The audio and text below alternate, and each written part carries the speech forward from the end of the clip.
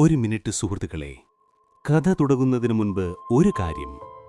നിങ്ങൾ ഈ രാത്രിയിലെ കഥയുടെ മായാലോകത്തിലൂടെയുള്ള യാത്ര ശരിക്കും ആസ്വദിക്കുന്നുണ്ടെങ്കിൽ വീഡിയോ ലൈക്ക് ചെയ്യാനും സ്റ്റോറി ബുക്ക് സബ്സ്ക്രൈബ് ചെയ്യാനും മറക്കരുത്. ഇപ്പോൾ നിങ്ങളുടെ ബെഡ്റൂം ലൈറ്റുകൾ ഡിം ചെയ്യുക. നല്ലൊരു പശ്ചാത്തല ശബ്ദത്തിനായി ഹെഡ്ഫോൺസ് ചെവിയിൽ വയ്ക്കുക. ഇന്നു രാത്രിയിലെ ഈ യാത്രയിലേക്ക് നമുക്കൊരുമിച്ച് മുന്നോട്ടു പോകാം. ആരാധിക രണ്ടാം ഭാഗം. കാലത്തിനപ്പുറം ഒരു പുനർജന്മ പ്രണയകഥ. ഭാഗം 9. മേക്കാനായി വീട് ഒന്ന് ഞെട്ടി. ആ ഞെട്ടൽ എല്ലാവരുടെയും മുഖത്തും വ്യക്തമായി പ്രതിഫലിച്ചു. ഫിന്നിയെ തടഞ്ഞ ഫിലിപ്പിനെ ന്യായീകരിക്കാൻ അവർ കാരണങ്ങൾക്കായി പരതി. കത്തുന്ന മിഴികളോടെ ഫിലിപ്പ്, എന്താണ് ഇനിയും നിനക്ക് വേണ്ടത്? എന്ത് പകയാണ് നിനക്ക് എന്നോട്? എന്ത് പ്രതികാരമാണ് ഇനിയും ബാക്കിയുള്ളത്? അനുഭവിക്കുന്നവൻ എന്ന രീതിയിൽ ഇനി എനിക്ക് അത് അറിഞ്ഞേ പറ്റൂ. ഫിന്നിയുടെ കൈ വിട്ടുകൊണ്ട് തന്റെ രോഷത്തെ കഴിയുന്നിടത്തോളം മറച്ചു പിടിച്ച് ശാന്തനാവാൻ ശ്രമിച്ചുകൊണ്ട് ഫിലിപ്പ് നീനയോടായി ചോദിച്ചു. ഒരു നിമിഷം എന്തു പറയും എന്നറിയാതെ അവൾ വിൻസെന്റിനെ നോക്കി. അയാളുടെ മുഖത്ത് അരുതേ എന്നൊരു അപേക്ഷ അവൾ കണ്ടു. അതേസമയം ഒരു ചങ്ങലക്കിലുക്കവും അവളുടെ കാതുകളിൽ വന്നലച്ചു. എനിക്ക് ഒരു പകയും നിന്നോടില്ല, ഒരു പ്രതികാരവും ബാക്കിയില്ല. എനിക്ക് വേണ്ടത് നിന്നെയാണ്, നിന്നെ മാത്രം. What you mean? അവൻ പൂർണ്ണമായും മനസ്സിലാവാതെ ചോദിച്ചു. ആരാണ് നീ? നീന എന്നത് നിന്റെ പേര് പോലും അല്ല എന്ന് എനിക്കറിയാം. ഞാൻ ഇതുവരെ കൂടുതലൊന്നും അന്വേഷിക്കാതിരുന്നത് അപ്പൻ അത് ആഗ്രഹിക്കുന്നില്ല എന്നതുകൊണ്ടാണ്. ഒരു പുരോഹിതനായ ഞാൻ ചെയ്യാത്ത തെറ്റിന് എനിക്ക് നഷ്ടപ്പെട്ടതിന്റെ വലിപ്പം നിനക്കറിയില്ല. എന്നിട്ടും ഒരു സത്യക്രിസ്ത്യാനിയായ അപ്പൻ അതേക്കുറിച്ചൊന്ന് ചോദിക്കുക പോലും ചെയ്യാതെ മൗനം പാലിക്കുന്നു. ഒരുപക്ഷെ അത് ചിലപ്പോൾ എന്നെയും ഈ കുടുംബത്തെയും അപകടത്തിൽ കൊണ്ടെത്തിക്കും എന്നതുകൊണ്ടായിരിക്കാം. പക്ഷേ ഇനി ഇത് വയ്യ. എന്തു തന്നെയായാലും അതെനിക്കറിയണം. പറയൂ. നീ ഒന്നും പറയണ്ട, ഇറങ്ങിപ്പോയി ഇവിടുന്ന്. ഫിലിപ്പിന്റെ ചോദ്യങ്ങൾക്കുള്ള ഉത്തരം ആകാംക്ഷയുടെ പ്രതീക്ഷിച്ചു നിന്ന ആ വീട്ടിൽ വിൻസെന്റിന്റെ ശബ്ദം മുഴങ്ങി. അപ്പാ! ഫിലിപ്പിന്റെ ശബ്ദം ദൃഢമായിരുന്നു. അപ്പനെ എന്നാത്തിനാ പേടിക്കുന്നേ? ആദ്യമായിട്ടാണ് ഞാനിങ്ങനെ അപ്പനെ കാണുന്നത്. അവൾ പറയട്ടെ. എന്തായാലും ഈ പ്രശ്നത്തിന് ഒരു പരിഹാരം കണ്ടെത്താതെ പറ്റില്ലല്ലോ. അപ്പൻ എന്തിനെയോ പേടിക്കുന്നു. അല്ലെങ്കിൽ അവൾ പറയാൻ പോകുന്നത് എന്താണെന്ന് അപ്പൻ അറിയാമെന്ന് എല്ലാവർക്കും മനസ്സിലായി. പറയൂ നീന. അവൻ വീണ്ടും അവൾക്ക് നേരെ തിരിഞ്ഞു. വിൻസെന്റ് കണ്ണുകൾ അടച്ചു. റോസമ്മ കരയാൻ തുടങ്ങി. എന്തോ ഒരു വലിയ രഹസ്യം, ആ വീടിനെ തന്നെ പിടിച്ചു കുലുക്കാൻ കഴിവുള്ള ഒരു മഹാരഹസ്യം, അത് വെളിപ്പെടാൻ പോകുന്നു എന്ന് എല്ലാവർക്കും തോന്നി. പറയൂ കുട്ടി, ഇതാണ് സമയം. അത്രയും നേരം പുറത്ത് കാത്തുനിന്ന ശങ്കരേട്ടൻ അകത്തേക്ക് വന്നു. അവൾ ഫിലിപ്പിന് മുന്നിലേക്ക് നീങ്ങി നിന്നു. അവന്റെ കണ്ണുകളിലേക്ക് നോക്കി. നിന്നെ കൊണ്ടുപോകാനാണ് ഞാൻ വന്നത്.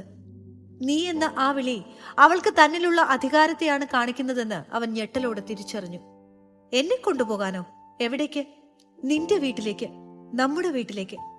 എന്റെ വീട്ടിലേക്കോ? ഇതാണ് എന്റെ വീട്. അല്ല, ഇത് നിന്റെ വീടല്ല. ഇവിടെയുള്ളവർ നിന്റെ ആരുമല്ല.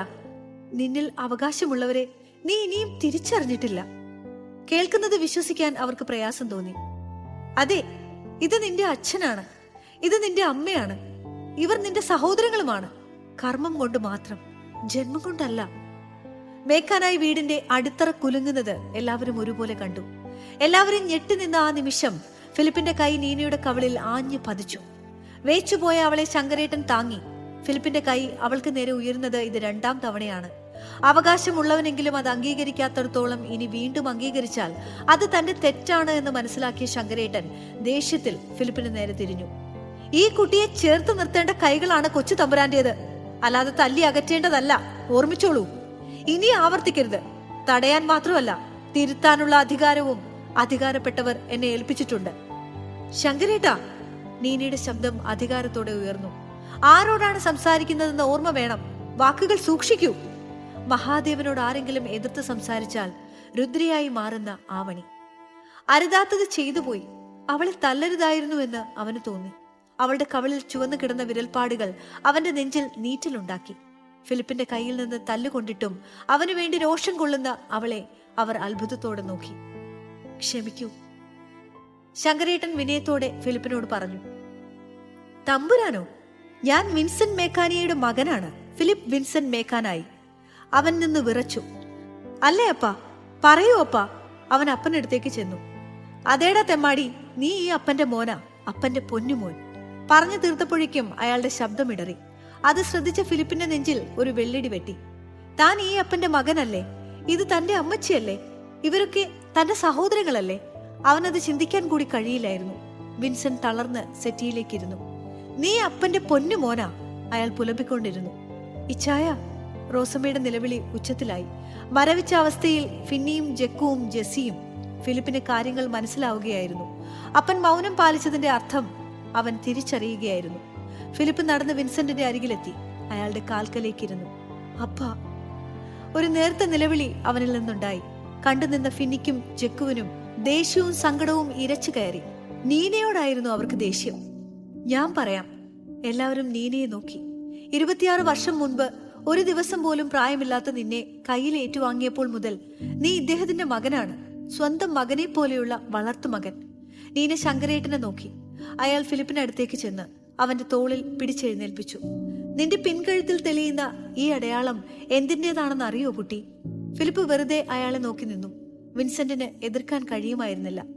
മാമ്പഴശ്ശേരി കോവിലകത്തെ പുരുഷ സന്തതികൾക്ക് മാത്രം അവകാശപ്പെട്ട അധികാര ചിഹ്നമാണിത്. അതെ, മാമ്പഴശ്ശേരി കോവിലകത്തെ രവീന്ദ്രനാഥ വർമ്മ തമ്പുരാന്റെയും ദേവകി തമ്പുരാട്ടിയുടെയും മകനാണ് നീ. ആദിരുദ്രൻ വർമ്മ. നിന്നെ തിരികെ നിന്റെ വീട്ടിലേക്ക് കൊണ്ടുപോകാൻ വന്നതാണ് ഞങ്ങൾ. തമ്പുരാൻ കുട്ടി ഞങ്ങൾക്കൊപ്പം വരണം. ഞാൻ ശങ്കരൻ നായർ, അവിടുത്തെ കാര്യസ്ഥനാണ്. ഇത് ദാക്ഷായണി വർമ്മ, തമ്പുരാൻകുട്ടിയുടെ അപ്പച്ചിയുടെ മകൾ. അയാൾ പറയുന്നതൊക്കെ ഒരു കടങ്കഥ പോലെ അവർ കേട്ടുനിന്നു. ആദിയേട്ടാ. അവൻ അവളെ നോക്കിയില്ല. ഒരുതരം തളർച്ച അവനെ ബാധിച്ചു. അവൻ സെറ്റിയിലേക്കിരുന്ന് മുഖം കൈകളിൽ താങ്ങി. ദക്ഷ അവനടുത്തേക്ക് വന്ന് അവന്റെ കാൽച്ചുവട്ടിലേക്കിരുന്നു. ആദിയേട്ടൻ വരണം. ജനിച്ച അന്ന് തന്നെ മകന് നഷ്ടപ്പെട്ട വേദനയിൽ നീറി ജീവിക്കുന്ന ഏട്ടന് ജന്മം നൽകിയ അച്ഛനുണ്ട് അവിടെ. നൊന്ത് പ്രസവിച്ച മകന്റെ മുഖം പോലും ഒന്ന് കാണാൻ കഴിയാതെ മകനെ നഷ്ടപ്പെട്ട വേദനയിൽ കാലിൽ ഒരു ചങ്ങലക്കിലുക്കവുമായി കാത്തിരിക്കുന്ന അമ്മയുണ്ട്. സഹോദരങ്ങളുണ്ട്, ബന്ധുക്കളുണ്ട്. ഏട്ടന്റെ കൈകൊണ്ട് ചെയ്തു തീർക്കേണ്ട വിധികളുണ്ട്, തുറക്കേണ്ട വാതിലുകളുണ്ട്, പൂജകളുണ്ട്. പിന്നെ ജീവിച്ചിരിക്കുന്നുണ്ടെന്ന് പോലും അറിയാതെ തിരികെ വരുമെന്ന് ഉറപ്പില്ലാതിരുന്നിട്ടും കാത്തിരുന്ന ഈ ദക്ഷേ. വരണം, തിരികെ വരണം. അവൾ അവന്റെ മുന്നിൽ കൈകൾ കൂപ്പി. അവൾ പറഞ്ഞതെല്ലാം അവന്റെ കാതുകളിൽ കേട്ടെങ്കിലും ഉൾക്കൊള്ളാൻ മനസ്സിനായില്ല. ഫിലിപ്പ് ഇരുന്നിടത്തു നിന്നും എഴുന്നേറ്റു. അവൻ ഒരു തവണ അപ്പന്റെയും അമ്മച്ചിയുടെയും മുഖത്തേക്ക് നോക്കി.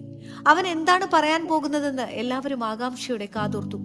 തന്റെ വേണ്ടപ്പെട്ടവരുടെ നിസ്സഹായത കലർന്ന വേദന കണ്ട അവൻ ചൂണ്ടുവിരൽ ദക്ഷയ്ക്ക് നേരെ ചൂണ്ടി പല്ല് ഞെരിച്ചുകൊണ്ട് പറഞ്ഞു, ഞാൻ ഫിലിപ്പാണ്, ഫിലിപ്പ് വിൻസെന്റ് മേക്കാനായി, ഈ അപ്പന്റെയും അമ്മയുടെയും മകൻ.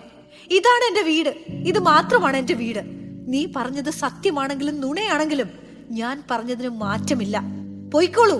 ഇനി ഒരിക്കൽ കൂടി എന്നെ തിരക്കി വരാനുള്ള ധൈര്യം കാണിക്കരുത്. പള്ളിപ്പറമ്പിലെ കല്ലറയുടെ മുകളിലും എന്റെ പേര് ഫിലിപ്പ് വിൻസെന്റ് മേക്കാനായി എന്നായിരിക്കും. അവൻ തിരിഞ്ഞു മുകളിലേക്ക് കയറിപ്പോയി. ആദിയേട്ടാ എന്ന നിലവിളിയോടെ ദക്ഷ അവന് പിറകെ സ്റ്റെപ്പുകൾ ഓടിക്കയറി അവന്റെ കൈത്തണ്ടയിൽ പിടിച്ചു. തിരിഞ്ഞു നോക്കാതെ അവൻ അവളുടെ കൈ കുടഞ്ഞെറിഞ്ഞു. അവന്റെ കരുത്തിന്റെ ആധിപത്യത്തിൽ അവൾ കാൽ തെറ്റി തറയിലേക്ക് വീണെങ്കിലും ശങ്കരേട്ടന്റെ കൈകൾ അവളെ താങ്ങി.